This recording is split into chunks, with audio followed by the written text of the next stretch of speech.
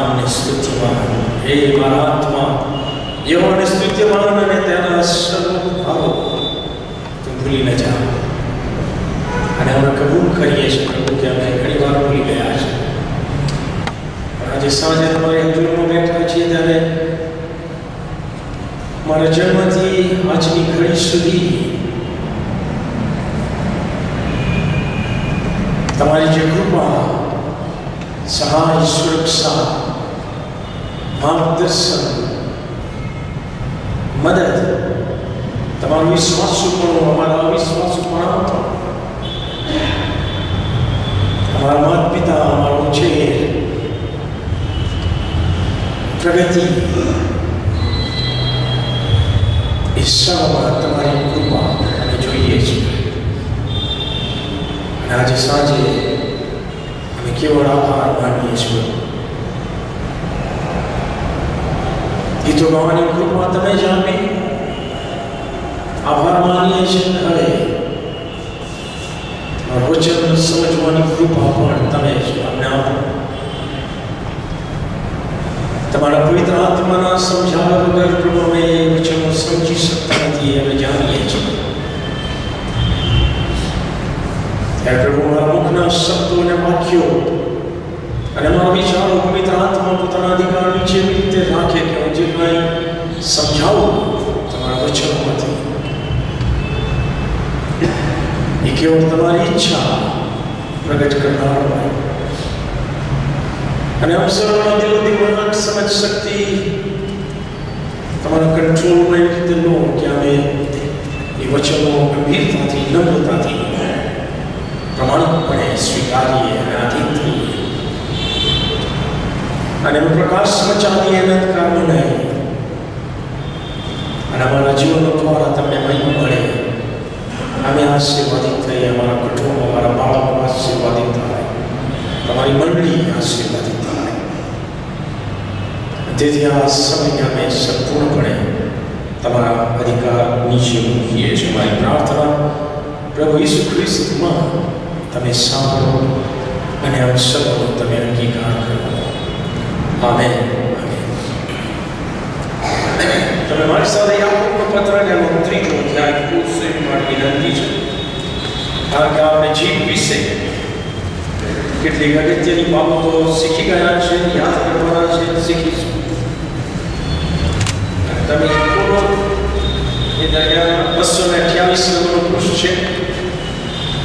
અમારું ધ્યાન દોરવામાં કે વર્ષમાં એક જ વાર આપણે જે આભાર સ્તુતિનું નજરાણું લઈએ છીએ ડિસેમ્બરમાં છેલ્લી સંગતમાં, એને જો જાહેર કરવામાં આવે તો સારું. અને તેથી એ હું જાહેર કરું છું. આભાર સ્તુતિનું નજરાણું 4/12/2015 39,505 રૂપિયા થયું. પણ મારી પાસે કેક કેટલા વધેલા અને ઘણા બધા લોકો કેક લઈ ગયા પૈસાના, અને એના 1420 રૂપિયા મને મળેલા. એની પણ મેં પહોંચ પાડી છે, એટલે એ હું આમાં ઉમેર દઈશ આ લોકોની જાણ માટે. અને જો રેગ્યુલર અને વાર્ષિક ડોનેશન આપો છો આ મિનિસ્ટ્રીને ધ્યાનમાં રાખીને આપશો, આ અંતરથી આભાર માનું છું. પ્રભુ એની આશીષથી આપ સર્વ વિસ્તૃત કરે.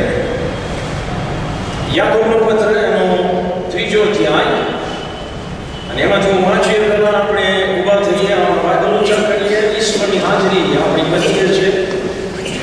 બાઇબલ ઊંચા કરીને આપણો કરાર પૂરી ગંભીરતાથી જાહેર કરતા બોલીએ, બોલ યહોવા, કેમ કે તારો સેવક સાંભળવા માટે અને પાળવા માટે તૈયાર છે. આમેન. 9મી કલમથી હું વાંચીશ, જેમાં યાકોબ પવિત્ર આત્મા દ્વારા જીભ વિશે કેટલીક ગંભીર વાતો લખે છે. જીભથી આપણે પ્રભુ પિતાની સ્તુતિ કરીએ છીએ અને જીભથી દેવની પ્રતિમા પ્રમાણે ઉત્પન્ન થયેલા માણસોને સાફ કરી દઈએ છીએ. એક જ મોંમાંથી સ્તુતિ તથા સાફ નીકળે છે. મારા ભાઈઓ અને બહેનો, આમ તો ન જ થવું જોઈએ. શું ઝઘડા એક જ મુખમાંથી મીઠું તથા ખારું પાણી આપે? જવાબ છે ના. મારા ભાઈઓ અને બહેનો, સુગંધીરી, જૈતફળ અથવા દ્રાક્ષ દ્રાક્ષ અંજીર આપી શકે? જવાબ છે ના. એમ જ ખારું ઝરણું મીઠું પાણી આપી શકતું નથી. હવે આ જીભની વાત સાથે સાથે યાકૂબ એક જબરજસ્ત પેરેગ્રાફ લખી નાખે છે કે જે જીભ સાથે સંકળાયેલો છે. તેથી હું વાંચવા માંગુ છું. 13મી કલમ, તમારા જ્ઞાની તથા સમજૂત કોણ છે? તો તે જ્ઞાનથી આવેલી નમ્રતા વડે સદાચરણથી પોતાની કરણીઓ દેખાડે. પણ જો તમારા મનમાં કડવી દેખાય તથા ચડસી છે, તો તમે સત્યની વિરુદ્ધ થઈને ગર્વ ન કરો અને જૂઠું ન બોલો. એ જ્ઞાન ઉપરથી ઉતરે એવું નથી, પણ તે આયિક વિષયી તથા શૈતાની છે. કેમ કે જ્યાં દેખાય તથા ચડસી છે, ત્યાં કાદલ તથા દરેક દુષ્કર્મ છે. પણ જે જ્ઞાન ઉપરથી છે તે પ્રથમ તો નિર્મળ, પછી સલાહ કરાવનાર, નમ્ર, સહેજે સમજે એવું, દયાથી તથા સારા ફળોથી ભરપૂર, નિષ્પક્ષપાત તથા દંભ રહિત છે. વળી જે સલાહ કરાવનાર શાંતિમાં આવે છે, તેઓ ન્યાયપૂર્ણ લડે છે. અને આપણે બોલીએ આમેન અને બેસીએ. આમેન. બેસો. Thank you. સો જીભ વિશે ઘણી બધી ગંભીર વાતો આપણે શીખી ગયા. કેટલીક જેટલી મને યાદ આવે એટલી યાદ કરાવું ઝડપથી.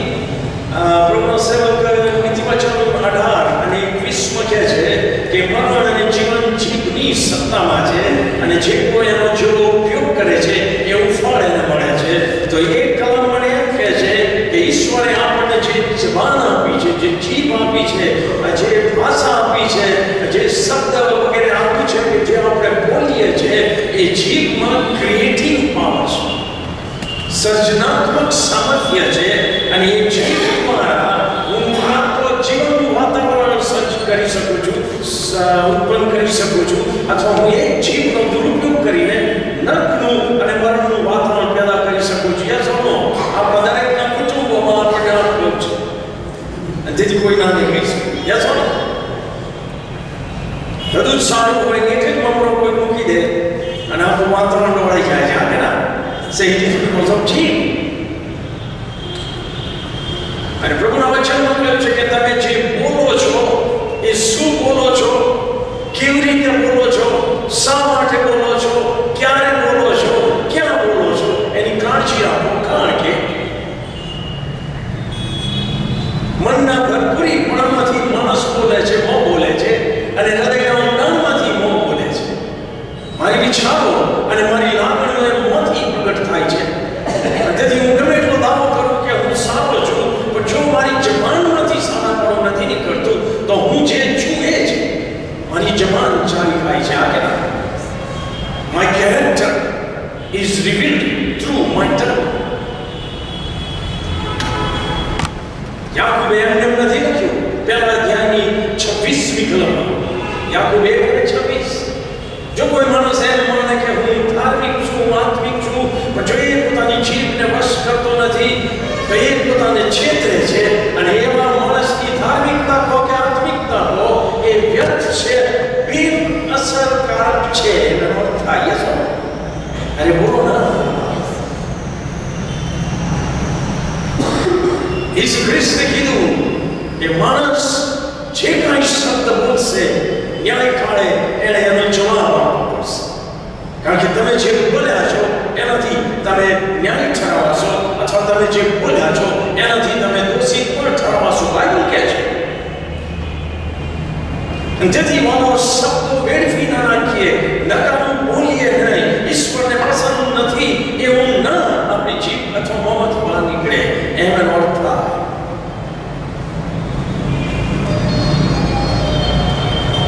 કારણ કે છેવટે તો જે જજ છે એ બધું જ જાણે છે. એને કોઈ સાક્ષીની જરૂર નથી. યસ કે હું શું બોલ્યો છું, મેં શું કર્યું છે. બાઇબલ કહે છે. લુક 12:3 પ્રભુ ઈસુ ખ્રિસ્ત કહે છે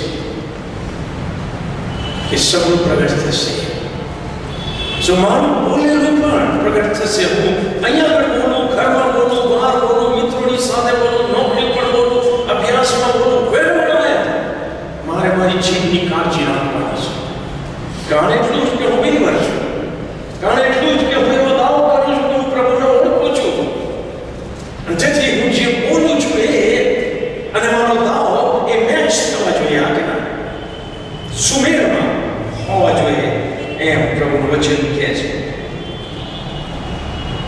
એ વખતે આપણે શીખી ગયા નીતિ વચનમાંથી 6 અધ્યાય 16 થી 19 કલમમાં 6 વાના યહોવાથી કાઢે છે. આ 7 વાના તેને કંટાળો ઉઠાવે છે. આ 7 વાનામાંથી આપણે જોઈ ગયા 3 વાના એ વાના જીભથી ઈશ્વરને કંટાળો આપે છે. પહેલી વસ્તુ જૂઠું બોલીને, બીજી વસ્તુ જૂઠી સાક્ષી પૂરીને, જોયું નથી સાંભળ્યું નથી રવા થઈ જાય છે ગાળા. ધેટ ઇઝ અ લાય. અને ત્રીજી વસ્તુ કે ભાઈઓમાં કુસંગનું બીજ વાવીને કે જે બેઝિકલી જીભથી વવાય છે. સો 3માંથી 2 માં એ જૂઠના છે અને તેથી ઈશ્વર ધિક્કારે છે. જીભમાંથી અથવા મોંમાંથી નીકળતી એક ઊંડી બાબત ઈશ્વર ધિક્કારે છે. એનું એક જ કારણ કે એનો સોર્સ ઈશ્વર નથી, એનો સોર્સ શેતાન છે. આપણે કઈ રીતે શીખી ગયા? જૂઠું જે ઈશ્વરની સાથે બિલીવર તરીકે, ઈશ્વરના બાળકો તરીકે તમારે અને મારે લેવા દેવા છે. એ ઈશ્વર વિશે આપણે કઈ વખતે શીખ્યા કે ઈશ્વર પિતા સત્ય છે, ઈશ્વર પુત્ર ઈસુ ખ્રિસ્ત સત્ય છે, ઈશ્વર પવિત્ર આત્મા સત્ય છે, સત્યનો આત્મા છે, ઈસુ ખ્રિસ્તની સુવાર્તા એ સત્ય છે અને ઈસુ ખ્રિસ્તના અથવા બાઇબલના તમામ વચનો સત્ય છે. અને તેથી જો ઈશ્વર અને ઈશ્વરની આજુબાજુ બધું સત્ય જ છે અને એનામાં સહેજ પણ જૂઠ નથી, તો જ્યારે હું જૂઠ બોલું ત્યારે ઈશ્વર એને ધિક્કારે છે. સ્વાભાવિક છે. જૂઠનો સોર્સ ઈશ્વર નથી, જૂઠનો સોર્સ શેતાન છે. યોહાન 8:44 આપણે તપાસીએ. ઈસુ ખ્રિસ્તને દલીલો થાય છે. એ વખતના અતિ ધાર્મિક આગેવાનો, ખાંટો નિયમશાસ્ત્રના ખાંટો, અને એ લોકો દાવો કરે છે કે અમે ઇબ્રાહીમના વંશ છે દેહમાં, અને એ વાત સાચી. એ લોકો દાવો કરે છે કે અમે ઇબ્રાહીમ, ઈસાક અને યાકૂબના દેવની સાથે સંકળાયેલા છે, અને એ વાત પણ સાચી હતી કે જે આપણે પણ દાવો કરીએ છીએ. પણ એમનામાં જે દુર્વાસના, એમનામાં જે ઊંડી ઈચ્છાઓ એ આ સત્ય દેવ તરફથી નહોતી. કારણ કે એ લોકો વારંવાર ભેગા થતા હતા અને વારંવાર મસલત કરતા હતા કે આ ઈસુ ખ્રિસ્ત જે સત્ય છે, ઈસુ ખ્રિસ્તનું શિક્ષણ જે સત્ય છે, ઈસુ ખ્રિસ્તના કૃત્યો જે સત્ય છે, ઈસુ ખ્રિસ્તની મિરેકલ્સ જે સત્ય છે, એનું નિખંડન આપણે કેવી રીતે કાઢીએ? ઈસુ ખ્રિસ્તને મારી નાખવા માટે એ લોકો મસલત કરતા હતા. યસો ખૂન કરવા માટે. તેથી ઈસુ ખ્રિસ્ત આગેવાનો ફરી કહે છે કે તમે ગમે એટલો દાવો કરો કે અમે ઇબ્રાહીમના વંશ છીએ, ઇબ્રાહીમ, ઈસાક અને યાકૂબનો દેવ અમારો દેવ છે, પણ ના, તમે તમારા બાપ શેતાનના ચૂકે છે. વાંચો તમે યોહાન 8:44.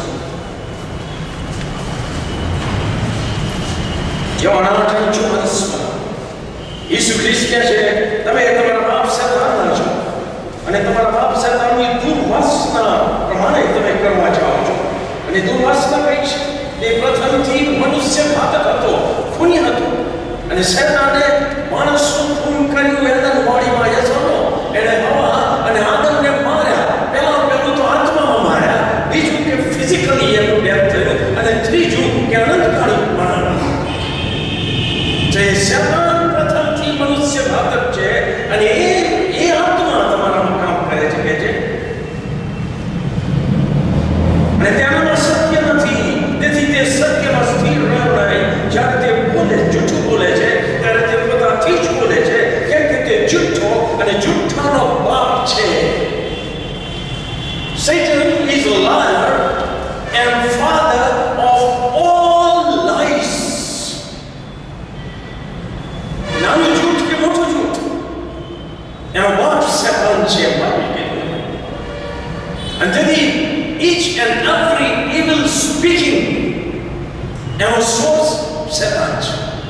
મારા મોંમાંથી જે કાંઈ ઊંડું નીકળે, ઈશ્વરને માન્ય ન હોય એવું નીકળે, યાદ રાખો આ વચન પ્રમાણે એનો સોર્સ શેતાન અને ઈશ્વરને અને ઈશ્વરના બાળકો તરીકે જ્યારે હું એવું બોલું ત્યારે ઈશ્વર એનાથી ખાય છે, ઈશ્વર એનાથી કંટાળે છે. હવે તમે મારી સાથે યાકૂબના પત્રમાં આવો, 3 અધ્યાય. યાકૂબ સવાલ એ થયો મને કે જીભ વિશે બહુ જબરજસ્ત વાતો કરી યાકૂબે, ચેતવણી આપી.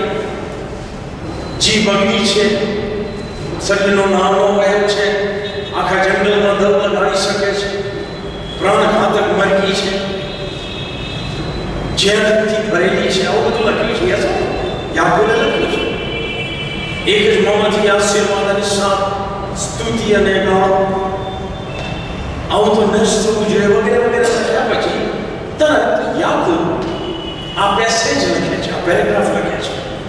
હું માનું છું કે એનો જીભ સાથે ડાયરેક્ટ કનેક્શન છે એટલે એ લખે છે. અને આ પેરેગ્રાફમાં, આ ફકરામાં યાકૂબ 2 પ્રકારના જ્ઞાનની વાત કરે છે, 2 પ્રકારની વિઝડમ, ડાપણ, 2 પ્રકારની સમજદારી, 2 પ્રકારનું ઇન્ટેલિજન્સ, બુદ્ધિની વાત કરે છે. 2 પ્રકારની. એમાંનો એક પ્રકાર છે કે જે જ્ઞાન ઉપરથી આવે છે. અને વાંચો 17મી કલમ.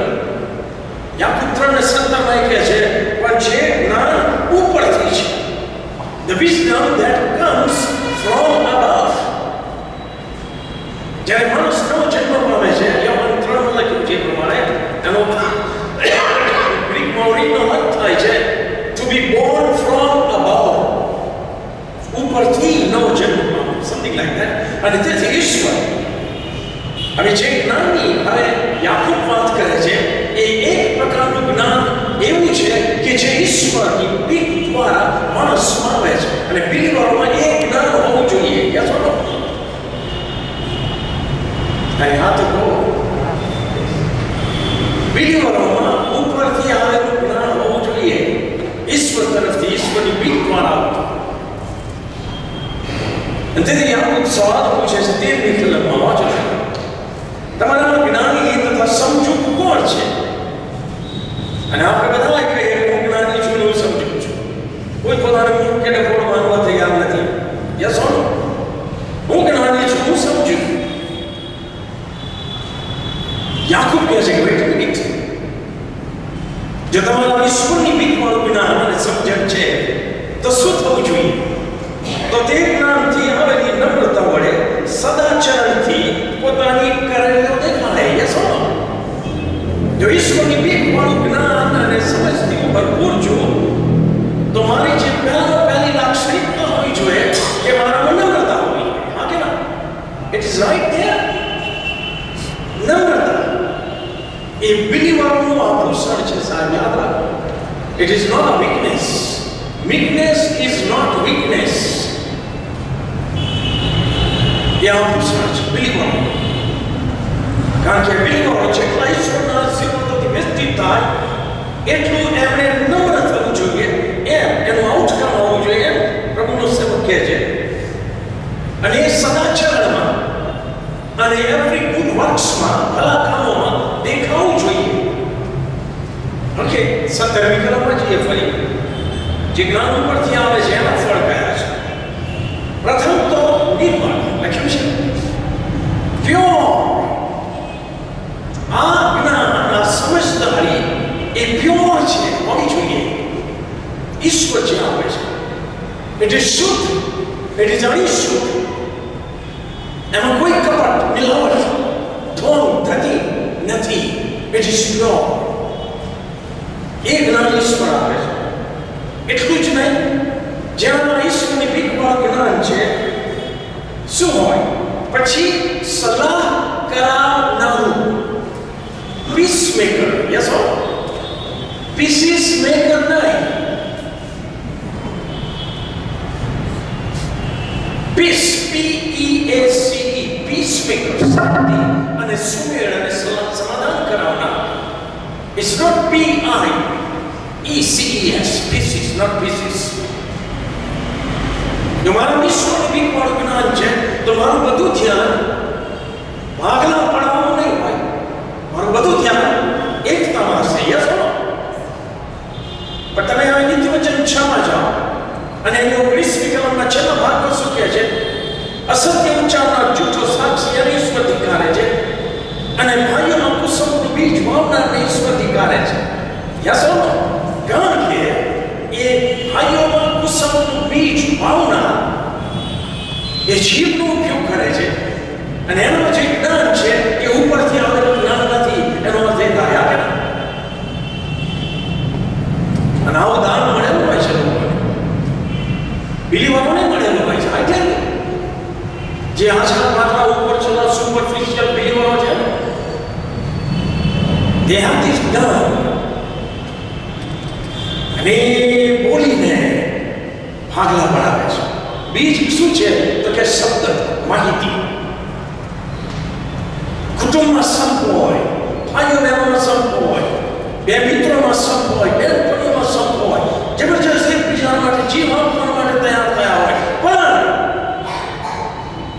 જેના મનુષ્યનું જ્ઞાન છે, આપણે જોઈશું કયું જ્ઞાન પણ ઉપરનું નથી, એ આને લઈ જઈને કંઈક એવું કહે છે અને પેલાને લઈ જઈને કંઈક એવું કહે છે કે આ બે વચ્ચે ડાયરેક્ટ તો કદી ઘર્ષણ થયું નથી, કોઈ અવર બનાવ થયું નથી. જ્યારે ભેગા થાય છે ત્યારે એમના ચહેરા મોડા વિકરાળા એમ કહે છે. વાહ! કારણ કે કોઈકને બીજ વાનું કુસુમ. યસ ઓ? પણ જે જ્ઞાન ઉપરથી આવે છે એ ભાગલા પડાવનાર નહીં, સલાહ કરાવનાર છે. તેથી ઈસુ ખ્રિસ્તે કીધું છે ધન્યતાઓમાં સલાહ કરાવનારાઓને ધન્ય છે, કેમ કે તેઓ દેવના દીકરા કહેવાશે. અને હું તો ઓલરેડી કહું છું બધાને કે હું ઈશ્વરનો દીકરો છું, ઈશ્વરનું બાળક છું, હું બિલીવર છું. યસ ઓ નો? મારામાં જે સ્પિરિટ અને જ્ઞાન હોવું જોઈએ એ સલાહ કરાવનાર,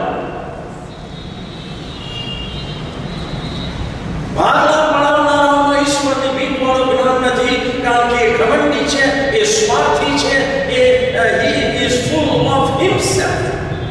એને પોતાનું જ વર્ચસ્વ છે. કારણ કે ભાગલા પાડે તો જ પોતાનું ટકી રહે. યસ ઓ?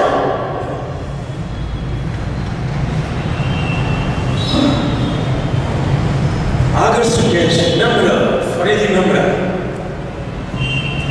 સહેજે સમજે એવું વાત. સી બાઇબલ વાંચો એમાં જબરજસ્ત માર્ગદર્શન છે. જેનું ઈશ્વરની બીકવાળું જ્ઞાન છે એ વ્યક્તિ ટીચેબલ છે.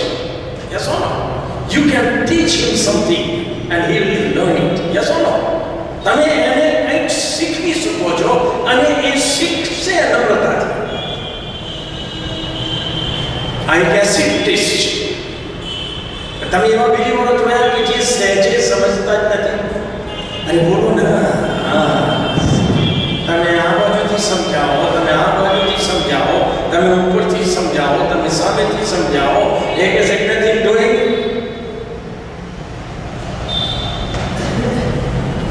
It is devilish. આપણે જોઈશું teachable, દયાથી તથા સારા ફળોથી ભરપૂર, નિષ્પક્ષપાત. જો મારા ઈશ્વરની બીકવાળું જ્ઞાન છે તો હું નિષ્પક્ષપાત છું, ન્યુટ્રલ છું in a way. Yes or no? કારણ કે જે ન્યુટ્રલ વ્યક્તિ હોય એ જ સલાહ કરાવી શકે. એવું તમે માનો છો કે નહીં? અને બોલો ને, તમારા બે જણની વચ્ચે સલાહ કરાવવાની હોય અને તમે મને બોલાવો અને તમારા મનમાં સહેજ પણ ડાઉટ હોય કે સતીશભાઈ સામેવાળાના પક્ષના છે, તો એ સમાધાનમાં કોઈ ભઠિયો આવે ના આવે. યસ, નિષ્પક્ષપાત, નમ્ર,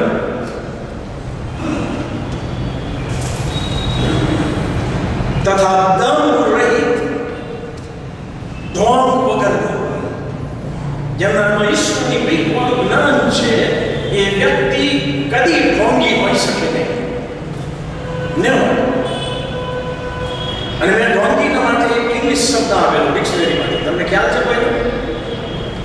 જોશી? હા, દરેક જગ્યાએ એક બાઇબલ સ્ટડીમાં મને લોકોએ જણાવવાનું પણ ખાલી કહે છે એક્ટર. અને મેં સવાલ પૂછ્યો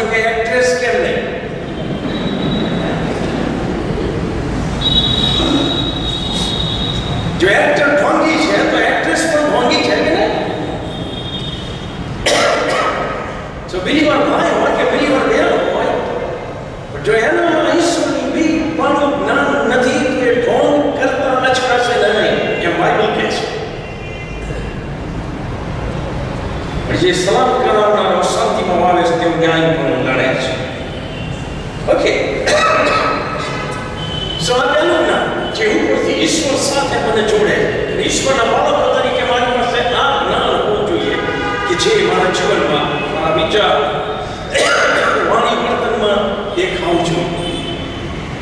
બીજું જ્ઞાન, બીજા પ્રકારનું જ્ઞાન 15મી કલમ, એ જ્ઞાન ઉપરથી ઉતરે એવું નથી. સો આ એક બીજા જ્ઞાનની વાત કરે છે અને આ બીજી વાત છે કે જે જ્ઞાન ઉપરથી આવેલું નથી, ઈશ્વરની બીક વાળું જ્ઞાન નથી. યસ ઓર નો? અને બહુ ક્લિયર કટ કહે છે કે જ્ઞાન કેવું છે. વાંચો ફરીથી 15મી કલમ, એ જ્ઞાન ઉપરથી ઉતરે એવું નથી, પણ તે ઐહિક એટલે કે અર્થલી, એટલે કે વર્લ્ડલી, એટલે કે દુનિયાદારીનું, એટલે કે જગતનું જ્ઞાન છે. જ્યાં બની બેઠેલો અધિકારી શેતાન છે. Yes or no? It's a worldly knowledge or understanding or wisdom. એ વિષય છે, સેન્સ્યુઅલ. એમાં વિશ્વાસની કોઈ વાત નથી. સેન્સ્યુઅલ. અને પછી લખે છે શેતાન છે. It is demonic. સ્પષ્ટ લખ્યું છે. અને બિલીવરોમાં આ જ્ઞાન ન હોવું જોઈએ. બિલીવરોમાં ઉપરથી આવેલું જ્ઞાન હોવું જોઈએ, એમ પ્રભુનું વચન આપણને કહે છે. હવે જે વ્યક્તિમાં આ ત્રણ જે સમજ આપી છે, જ્ઞાન છે, ઉપરથી આવેલું નહીં પણ દુનિયાની, વિષય અને શેતાની જ્ઞાન છે, એના ફળ કેવા છે? તો આપણે જે પેલા ફળ જોયા એનામાં નથી, એનામાં નમ્રતા નથી. યસ ઓર નો? એનામાં સલાહ કરાવવાની કોઈ ભાવના નથી. એ ડિવાઇડ એન્ડ રૂલ જેવું ચાલે છે. ઓકે, એ સહેજે સમજેલું નથી તો એ કોઈથી માનશે નહીં. એ દયાથી અને સારા ફળોથી ભરપૂર નથી. એ પક્ષપાતી છે અને એ પણ છે. 14 અને 15 16મી કલમમાં કંઈક વિશેષ કહે છે. આવા જ્ઞાનથી ભરપૂર બિલીવરમાં શું હોય છે? પણ જો તમારા મનમાં શું લખ્યું છે? અને જોશથી વાંચો ને. પણ જો તમારા મનમાં બધા પીવે છે, પણ જો તમારા મનમાં કડવી અદેખાય, બિલીવરોને કહે છે અદેખાય આમે કડવી હોય. કેટલા જણને ખબર છે? અદેખાય કડવી હોય, ઈર્ષા કડવી હોય. કારણ કે જેનામાં એ હોય છે ને એને તમે જોઈ શકો છો. પીડીઓ થયો એવા જ હોય. બળેલો સ્વભાવ કહે કહેવાતા ને, બળેલી છે, બળેલો છે. ક્યાં ખાવ છો જાય છે, ક્યાં કે સ્વભાવ બળેલો શું છે? પણ forget it. પણ જેનામાં ઉપરથી આવેલું જ્ઞાન નથી, એના મનમાં કડવી અદેખાય હોય છે. એ બીજાનું સારું જોઈ શકતો નથી, અથવા બીજાનું સારું મેળવવાની એનામાં તમન્ના હોય છે. એના જેવું નથી, સમથિંગ લાઈક ધેટ. પણ તમે જોયું અદેખાય અને ઈર્ષા ઝેરની અસર છે. અને ઝેરની અસર કોને થાય છે? જેના મનમાં અદેખાય અને ઈર્ષા છે એને નુકસાન થાય છે. આગે ના અને બોલો ના. અને છતાં આપણે મૂર્ખનો ભય કરીએ છીએ. સમજો કે મને એની ઈચ્છા આવતી, મને એની અદેખાઈ આવતી હોય અને તમે મારી આગળ ફર્સ્ટ ક્લાસ જબરજસ્ત ભોજન પીરશો કે જે મારે આનંદથી પ્રભુની આભાર માની ખાવું જોઈએ, પણ હું એનો આનંદ માણી શકતો નથી કારણ કે મારી સમય બેઠો છે. અરે બોલો ના, હું હેરાન થાઉં છું. અને એ તો ખાઈશ કે ફરી મંગાઈને ખાઈશ, એને કશું થતું નથી. જે ઈર્ષાને દેખાય કરે છે એને નુકસાન થાય છે. તેથી એમાંથી બિલીવરોને બહાર નીકળવાનું છે.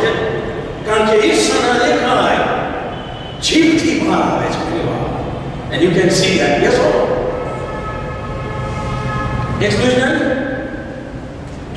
જે જ્ઞાન જગતનું છે, વિષય છે, સૈતાની છે, એ જ્ઞાનવાળા બિલીવરોમાં ચર્ચા ચડસી હોય છે. આ લખ્યું, a spirit of competition.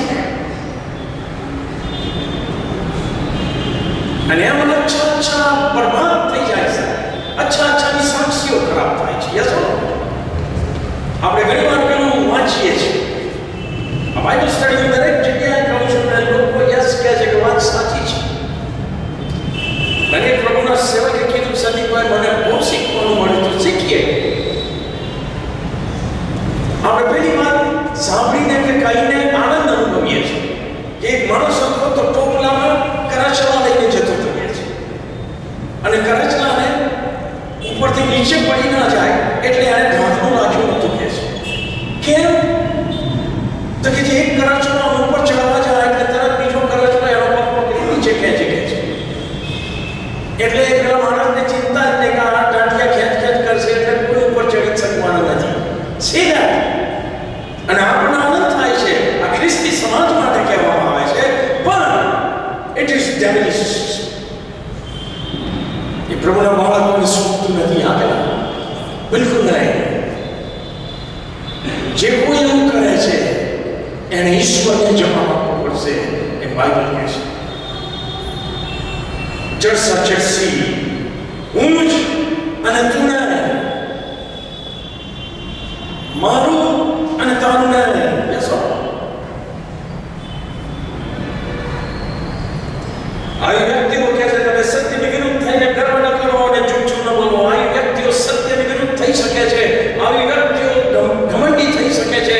આવી વ્યક્તિઓ જૂઠું બોલતા અચકાતી નથી. એ જ્ઞાન ઉપરથી ઉતરે એવું નથી, પણ ત્યાં એક વિષય તથા સૈતાની છે.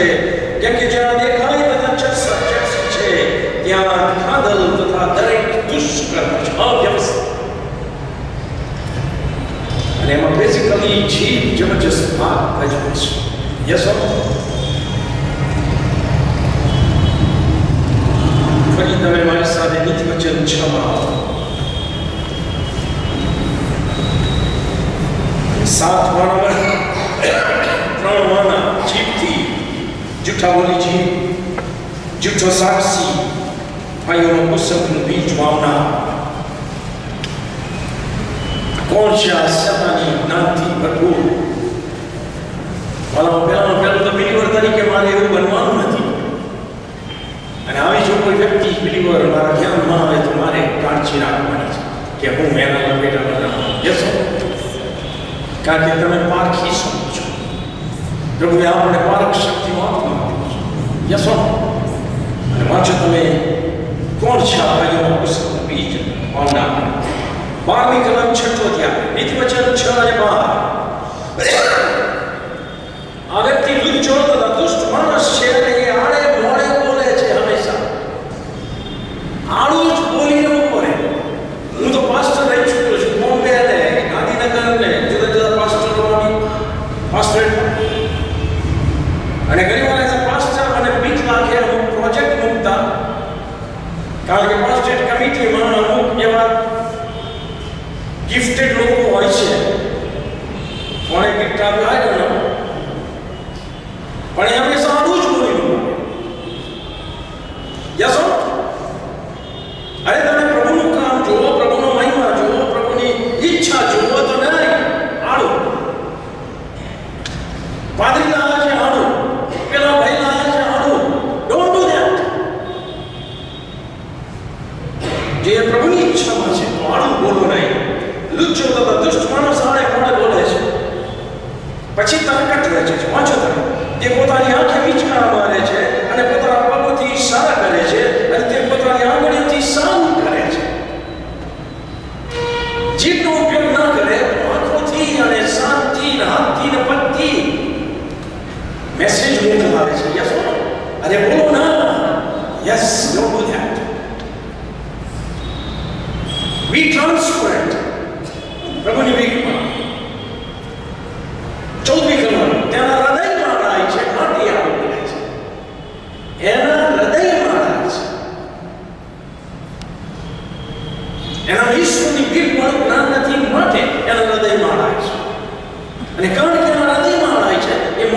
બોલે છે એ આવું જ હોય છે. ઈશ્વરની બીકવાળું, ઈશ્વરને મહિમા આપનારું, ઈશ્વરની ઈચ્છાની યોજનામાં નથી હોતું. તે જાતું તરકટ રચા કરે છે અને બધાનું છેવટનું પરિણામ એનો મતલબ પૂરો કરવા માટે શું કરે છે? તે કુસમના બીજ રોપે છે જેને ઈશ્વર ધિક્કારે છે. પ્રભુ આપણને બચાવે કે આપણે આપણી જીભનો હંમેશા સારો ઉપયોગ કરીએ. યાદ રાખો ગીતશાસ્ત્ર 40:1 દાઉદ ભક્તે ઠરાવ કર્યો, એને ખબર પડી કે હું જીભથી પાપ કરી શકું છું, માટે એને ઠરાવ કર્યો કે હું મારા બધા પાપો સંભાળીશ જેથી હું જીભથી પાપ ન કરું. પણ એને એ પણ ખ્યાલ આવે કે હું મારી તાકાતથી, મારી અક્કલ, આવડત, હોશિયારી, અનુભવથી, મારા જ્ઞાન, દાપણ, તાલંતોથી હું જીભથી પાપ કરવાનું ટાળી શકતો નથી. બોલી શકે છે, થઈ જાય છે. તેથી એને પ્રાર્થના કરી. ગીતશાસ્ત્ર 141:3 વાંચવા જેવી છે. પ્રભુ મારી પ્રાર્થના સાંભળ. અને ત્રીજી કલમમાં એ કહે છે કે હું શક્તિમાન નથી, તું હે યહોવા, તું મારા મોં પર ચોકી રાખ અને મારા હોઠોના દ્વાર તું સંભાળ.